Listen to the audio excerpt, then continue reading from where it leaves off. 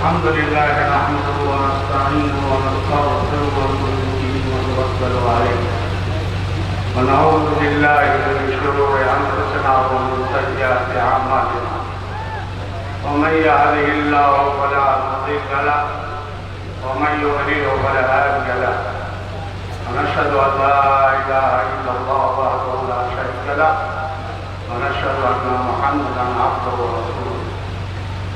أعوذ بالله من الشيطان الرجيم. بسم الله الرحمن الرحيم. قل هو الله أحد الله الصمد لم يلد ولم يولد ولم يكن له كفوا أحد. صدق الله العظيم.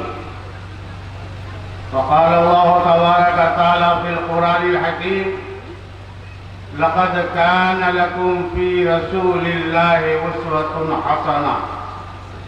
صدق الله العظيم. وقال النبي صلى الله عليه وسلم: الدنيا خلقت لكم وأنتم خلقتم للآخرة، أو كما قال عليه الصلاة والسلام. محترم بزرگوں اور دوستوں، عزیز طلباء اور اسٹیج پر بیٹھے ہوئے بڑے بڑے علماء کرام،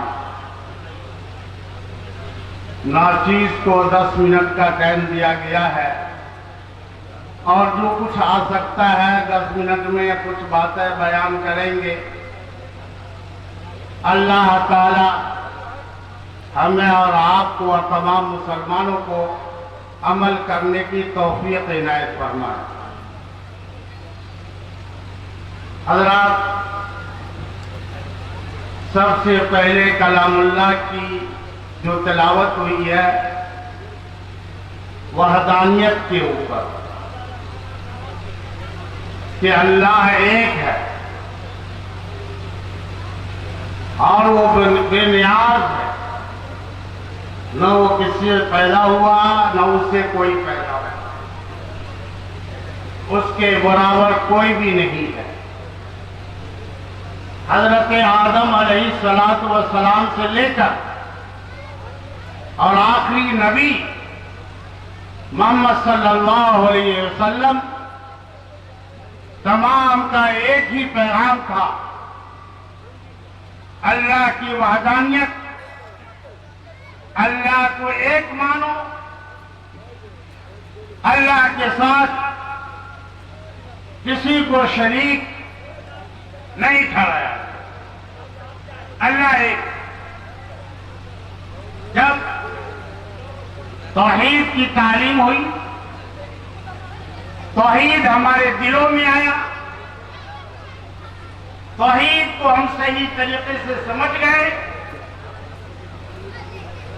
تو اللہ تعالیٰ نے فرمایا کہ حضور پاک علیہ السلام کی زندگی میں تمہارے لیے بہترین نمونہ ہے.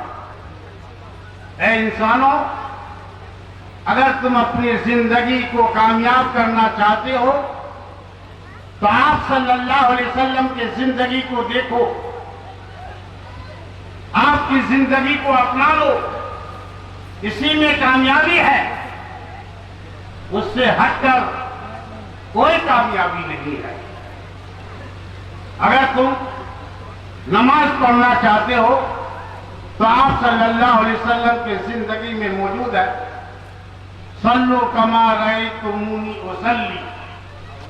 نماز ایسے پڑھو جیسے میں پڑھ رہا ہوں. اگر تم کاروبار اور تجارت کرنا چاہتے ہو تو آپ صلی اللہ علیہ وسلم کی زندگی میں کاروبار اور تجارت بھی ہے. آپ کی امانت داری اور دیانتداری کا یہ نتیجہ ہوا کہ حضرت خدیجہ الکبریٰ رضی اللہ تعالی عنہ کے ساتھ نکاح کا سبب بنا. یہ آپ کی امانت داری اور دیانتداری.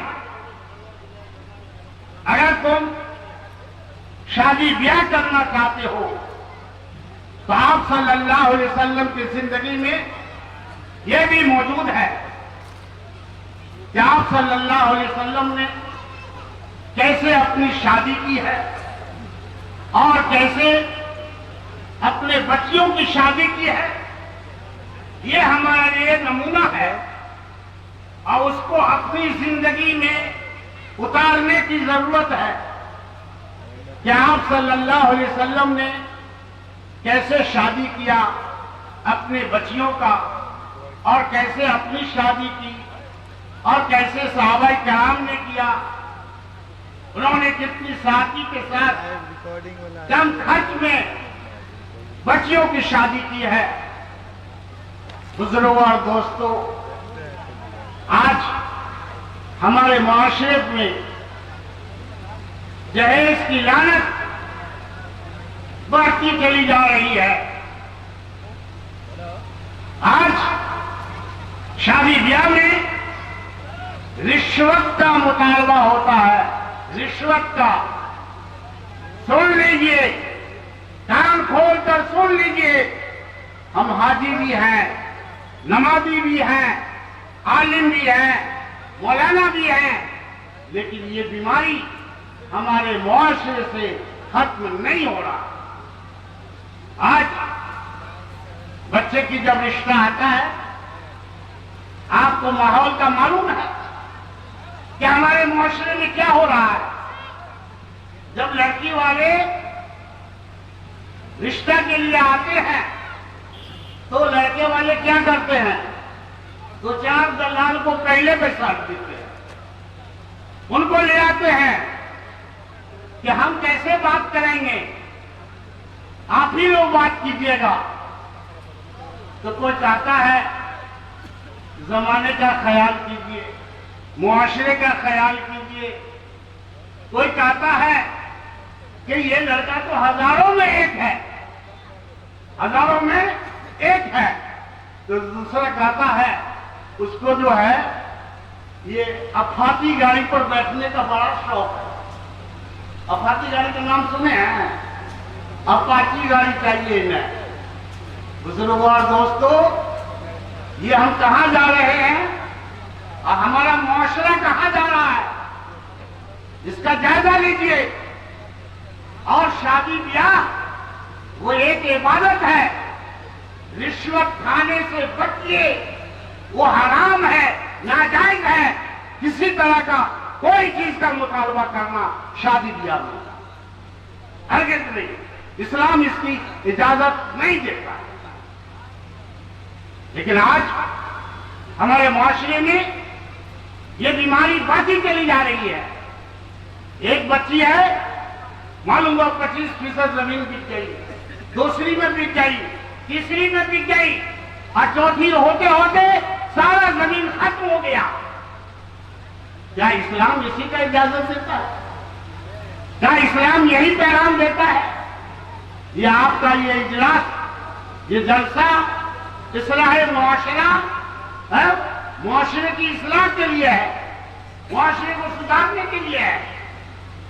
اس لیے بزرگوں اور دوستوں، اس سے پرہیز کیجیے، اس کو ختم کیجیے، اسلام اس کی اجازت نہیں دیتا ہے۔ اب اپنائیے حضور پاک علیہ السلام کی زندگی کو، ان کے طریقے کو، اسی میں کامیابی ہو سکتی ہے۔ ہاں، جو چیز بچی کو دینا ہے وہ بھی نہیں دیتے، زیادہ ڈالتے ہیں، زیادہ ڈالتے ہیں۔ للذکر مثل حظ الانثیین، قرآن میں سورہ نساء میں اللہ تعالیٰ نے فرمایا کہ بچیوں کو وراثت دو۔ آج ہم وہ وراثت نہیں دے رہے، لڑکے کے مقابلے میں لڑکی کو وراثت آدھا ہے، یعنی کوئی آدمی انتقال کیا اور ایک لڑکا کو چھوڑا اور ایک لڑکی کو چھوڑا، مال تقسیم ہوگا 3 جگہ، 2 حصہ لڑکے کو اور 1 حصہ لڑکی کو۔ یہ قرض ہے، یہ قرآن کا حکم ہے، اگر جو نہیں دے رہا ہے تو وہ حرام کھا رہا ہے، وہ حرام اپنے پیٹ میں داخل کر رہا ہے۔ اللہ تعالیٰ نے فرمایا یا ایھا الذین آمنوا کلوا من طیبات ما رزقناکم واشکروا للہ ان کنتم ایاہ تعبدون۔ بزرگوں اور دوستوں، حلال استعمال کریں، ہم حرام سے بچیں، اور بچوں کی جو وراثت ہے وہ دیجیے، دینا ضروری ہے، ڈاکہ مت ڈالیے۔ آج کل کیا ہے، معاشرے میں ڈاکہ ڈالا جا رہا ہے، رشوتیں مانگی جا رہی ہے۔ ہم کو معاشرے کا اصلاح کرنا ہوگا، ہم کو تیار ہونا پڑے گا اس بات کے لیے کہ ہماری بچیاں جو غیروں کے ساتھ بھاگ رہی ہے، نکل رہی ہے، اس کے مجرم کون لوگ ہیں، کون ذمہ دار ہیں؟ جہیز والے جہیز کے مانگنے سے باز آ جائے، ورنہ زیادہ ٹائم نہیں لگے گا، ختم کر دیے جائیں گے، مٹا دیے جائیں گے۔ آپ دیکھ رہے ہیں کہ دنیا کے حالات کیسے بدل رہا ہے۔ آج ایک ہنگامہ چل گیا ہے، کیا بھائی، ہم گائے کا گوشت نہیں کھائیں گے، ہم گائے کا قربانی نہیں کریں گے، ہم بھی اس کا احترام کرتے ہیں۔